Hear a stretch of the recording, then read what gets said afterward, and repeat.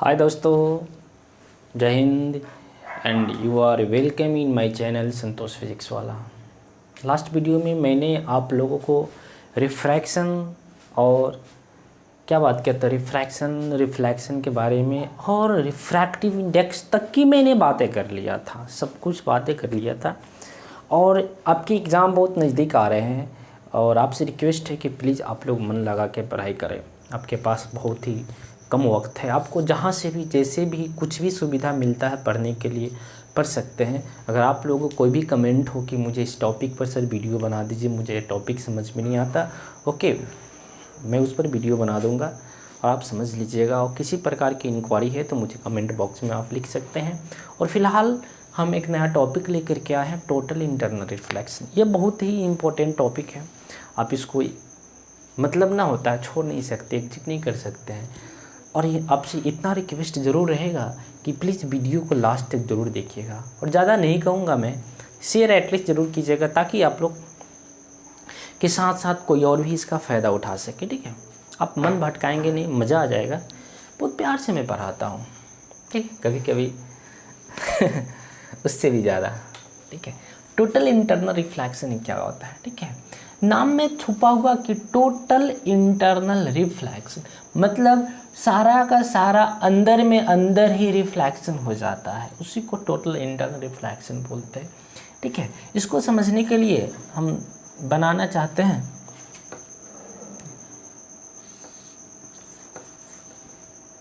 चलिए, क्या है, थोड़ी मार्कर का इशू हो गया अभी। ओके, मान लीजिए कि ये मेरा एक बाउंड्री है और बाउंड्री से नीचे मेरा एक डेंसर मीडियम है और ऊपर में मेरा कौन सा रेयर मीडियम है। ठीक है, ऊपर में मीडियम मतलब क्या होता है, मान लीजिए कि नीचे में पानी भरा हुआ है या ग्लास, कुछ भी हो सकता है।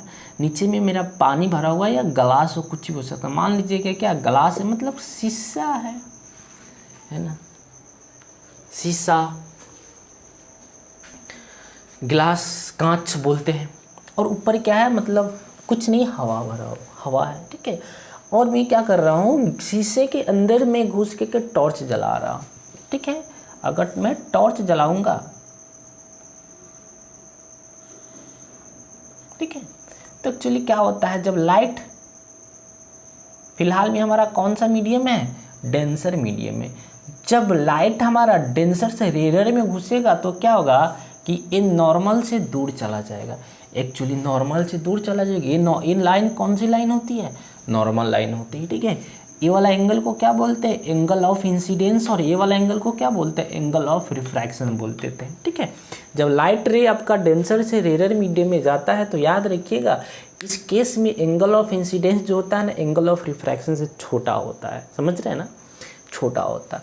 अगर ये मेरा केस नंबर फर्स्ट हो गया, मैं राइट, देखिए मैं दूसरे केस में क्या कर रहा हूँ कि ये जो एंगल ऑफ इंसिडेंस है, ये जो आपका रे है, लाइट रे, इसको मतलब इंसिडेंट रे बोलते हैं। मान लेते हैं कि ये जो एंगल ऑफ इंसिडेंस है इसको थोड़ा और बढ़ा देना चाहते हैं। अगर ये जैसे जैसे ई बढ़ेगा वैसे वैसे तो आर भी बढ़ेगा मेरा, मतलब आई एंगल बढ़ेगा वैसे वैसे आर भी तो बढ़ेगा। अगर सपोज डैट इस एंगल को हम और इधर खसकाएंगे तो ये वाला भी तो एंगल और इधर खिसका, मतलब इंसिडेंट रे को थोड़ा इधर से ऐसे ले जाएंगे तो रिफ्रैक्टेड रे भी तो थोड़ा नीचे मुड़ जाएगा। ठीक है ना, मतलब एक ऐसा पार्टिकुलर एंगल पर मैं ले जाना चाहता हूं, एक ऐसा पार्टिकुलर एंगल पर, ठीक है, एक ऐसा पार्टिकुलर एंगल जिस पर मेरा, ठीक है, ये मेरा क्या है, आई हो गया, मतलब एंगल ऑफ इंसिडेंस।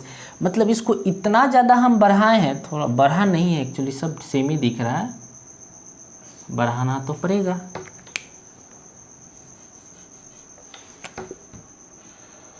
ओके, अब ऐसा लग रहा है। ठीक है, इस एंगल को हम बढ़ा दिए, लग रहा है ना, बढ़ा दिए तो ये भी थोड़ा नीचे मुड़ेगा। ठीक है, मुड़ेगा ना, तो इस एंगल को हम इतना ज़्यादा बढ़ा दिए कि जो ये अपना जो रिफ्रैक्टेड रे है, पता है कहाँ, मतलब सरफेस पर ही गुजरने लगता है। ओके, सपोज डैट कि यहाँ पर मेरे पास फिलहाल कुछ है नहीं, फिर भी चलिए ऐसे ही समझते हैं, ठीक है।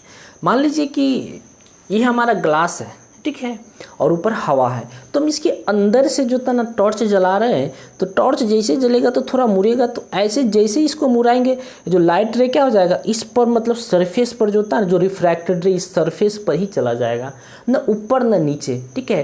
तो इस केस में क्या होता है, जो रिफ्रैक्टेड रे है नॉर्मल के साथ कितना एंगल बना रहा है, ये जो नॉर्मल के साथ है 90 डिग्री एंगल बना रहा है। जब आपका रिफ्रैक्टेड रे नॉर्मल के साथ 90 डिग्री बनाए तो इस केस में जो ये वाला एंगल ऑफ इंसिडेंस है ये जाना जाता है क्रिटिकल एंगल से। यहाँ पर एक एक्चुअली एंगल ये तो आर ही है ना, ये तो रिफ्रैक्टेड एंगल है, ओके।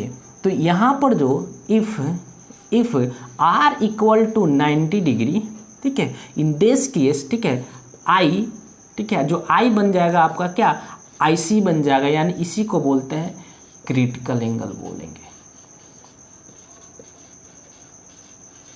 क्या होगा, इसको ही हम लोग क्रिटिकल एंगल बोलेंगे। इधर लिखते हैं एंगल को, ठीक है। जब what is the critical angle, आपसे कोई पूछे कि क्रिटिकल एंगल क्या होता है, ठीक है, क्रिटिकल एंगल, ठीक है, तो क्रिटिकल एंगल एक प्रकार के एंगल ऑफ इंसिडेंसी है, मतलब इंसिडेंट एंगल ही और कुछ नहीं है, ठीक है। तो उस क्रिटिकल एंगल क्या होता है, the angle of incident at which angle of refraction is 90 degree, ठीक है, okay. In that case angle of incident is known as angle, मतलब क्रिटिकल एंगल, मतलब वैसी एंगल, ठीक है, मतलब वैसी पार्टिकुलर एंगल जिस पर आपकी जो रिफ्रैक्टेड एंगल हो 90 डिग्री हो, तो इस इंसिडेंट एंगल को ही क्रिटिकल एंगल बोलते हैं, ठीक है। अभी तक टोटल इंटरनल रिफ्लेक्शन नहीं हुआ, अभी तक रिफ्रैक्शन का ही केस हो रहा है, अब इंटरनल की बात करते हैं, ठीक है। देख दीजिए अब क्या करते हैं, अब जो मतलब एंगल ऑफ इंसिडेंस में थोड़ा और बढ़ाना चाहता हूँ, इस एंगल ऑफ इंसिडेंस को थोड़ा और बढ़ा देंगे, मान लीजिए और बढ़ा दिए, ठीक है, तो ये और बढ़ा देंगे तो और नीचे मुड़ेगा ना। एक्चुअली ये आपका रेयर मीडियम है, आपका डेंसर मीडियम, याद रखिएगा। कभी भी लाइट रे आपका डेंसर से रेयर में पास होती है, किस केस के, टोटल इंटरनल रिफ्लेक्शन के लिए, ठीक है। जैसे यहाँ पर हम नॉर्मल देते हैं, ठीक है, तो ये जैसे एंगल बढ़ा देंगे क्या होगा, इसका अपने ही मीडियम में वापस हो जाना, ठीक है, मतलब ये रेयर है, ये डेंसर, मतलब जिस मीडियम से वो गया था उसी मीडियम में वापस हो जाना, तो ये टोटल इंटरनल रिफ्लेक्शन कहलाता है, ठीक है। सर बोलिएगा ये तो रिफ्लेक्शन नहीं है क्या, हम लोग मिरर के केस में क्या किसी सरफेस पर लाइट रे पड़ती थी वापस आ जाना, उसी को तो रिफ्लेक्शन बोलते थे। सर यहाँ टोटल इंटरनल का ही बोल रहे हैं आप, तो याद रखना है। उसमें क्या होता था, हम जो रे को जो होता है ना किसी मीडियम से पास नहीं कराते थे, नॉर्मल जो होता है ना हम अपनी वैक्यूम से, मतलब जो एयर प्रेजेंट होता है वहाँ से लाइट रे को किसी हाईली पॉलिश्ड सरफेस पर जो होता है ना इंसिडेंट कराते थे, तो वहाँ से वो कम बैक होता था। बट यहाँ कोई हाईली पॉलिश्ड सरफेस नहीं है, यहाँ कमाल है एंगल का। यहाँ किसका कमाल है, एंगल का, समझ रहे हैं ना। वहाँ पर क्या था किसना भी किसी एंगल पर लाइट को इंसिडेंट करा उसका तो रिफ्लेक्शन होता था, पर यहाँ हर जगह रिफ्लेक्शन थोड़ी हो रहा है। जब रिफ्लेक्शन, जब एंगल जो होता है ना मेरा ये IC से बड़ा हो जाए, मतलब जो ये आई एंगल होगा मतलब IC से बड़ा हो जाएगा, ठीक है, इस केस में क्या होता था टोटल इंटरनल रिफ्लेक्शन। यहाँ पर क्या हो रहा है, मतलब डेंसर मीडियम, मतलब डेंसर से गया डेंसर में ही वापस आ गया, तो इसी को बोलते हैं TIR, मतलब टोटल इंटरनल रिफ्लेक्शन बोलते हैं। क्या बोलते हैं इसको, टोटल इंटरनल रिफ्लेक्शन बोलते हैं, ठीक है। चलिए ये what is the total internal reflection आप ये समझ गए होंगे, शायद ये बहुत अच्छे से समझे होंगे, इसमें कोई डाउट आपको नहीं हुआ होगा। What is the total internal, ठीक है, व्हेन लाइट रे पासेस, ठीक है, when light ray passes through denser medium to rare medium, ठीक है, it bends away from the normal. जब लाइट रे को डेंसर से रेयर में पास कराते हैं, मतलब ट्रैवल कराते हैं, वो नॉर्मल से थोड़ा दूर बेंड हो जाता है, ठीक है। जैसे जैसे क्या होता है एंगल ऑफ इंसिडेंस को बढ़ाते हैं, ठीक है, एंगल ऑफ रिफ्रैक्शन मेरा बढ़ता जाता है, ठीक है। एक ऐसा पार्टिकुलर केस, ठीक है, एक ऐसा पार्टिकुलर एंगल जिस पर मेरा एंगल ऑफ रिफ्रैक्शन 90 डिग्री हो जाता है, उस केस में जो एंगल ऑफ इंसिडेंट 90 मतलब क्या होता है क्रिटिकल एंगल के नाम से जाना जाता है। If angle of incident increases ठीक है। If angle of incident increase from the critical angle, जब एंगल ऑफ इंसिडेंस जो होता है क्रिटिकल एंगल से बढ़ा देते हैं तो उस केस में मेरा क्या होता है, लाइट रे जो होता है ना come back in same medium, this phenomenon is called the total internal reflection. यही मेरा क्या होता है, टोटल इंटरनल रिफ्लेक्शन हो जाता है, ठीक है। यहाँ पर क्या होगा, जो एंगल ऑफ इंसिडेंस होगा, नहीं मतलब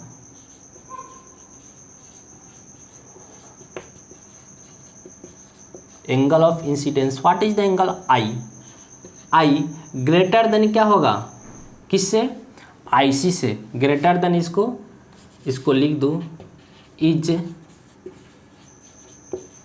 greater than critical angle. Actually क्या है, एक कंडीशन है, एक कंडीशन है कि TIR कब पॉसिबल होगा, ठीक है। ये शर्त है कि टोटल इंटरनल रिफ्लेक्शन कब होगा। पहला केस क्या है कि आपका जो एंगल ऑफ इंसिडेंस है, मतलब इंसिडेंट एंगल है, वो आपका क्या होगा, क्रिटिकल एंगल से बड़ा होना चाहिए। दैट केस में मेरा टोटल दूसरा ये पहला कंडीशन। दूसरा कंडीशन क्या है कि आपका लाइट रे हमेशा डेंसर मीडियम से रेयर मीडियम में पास होना चाहिए, ठीक है। तो लिख सकते हैं क्या, light ray must travel from denser to rare medium. ये दो कंडीशन से आपको याद करना पड़ेगा, ठीक है।